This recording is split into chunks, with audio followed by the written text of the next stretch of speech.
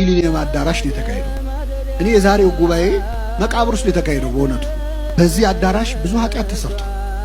እዚህ አዳራሽ ውስጥ ምን ያልተደረገ ነገር አለ? በመዝሙር የተባረከ አዳራሽ እንዳልሆነ መቼስ ታውቃላችሁ። እዚህ ቦታ ላይ ብዙ ስካር አለ፣ ብዙ ጭፈራ አለ፣ ብዙ ድብድብ አለ። እዚህ ቦታ ተጣልተው ተገዳድለው የታሰሩ የሞቱ ሰዎች አሉ። ለኃጢአት ሰው የሚቀጣጠርበት ቦታ ነው። እኛ ለቅድስና ነው የተጠራ ነው። ዛሬ ጌታ ወደ መቃብር መምጣት ልማዱ ነው። አልዓዛር ውጣ ብሎ ሊጠራ ማለት ነው።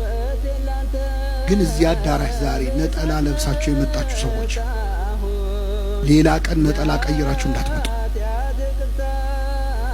ነጠላውን አስቀምጣችሁ ለሌላ ጉዳይ ከተመለሳችሁ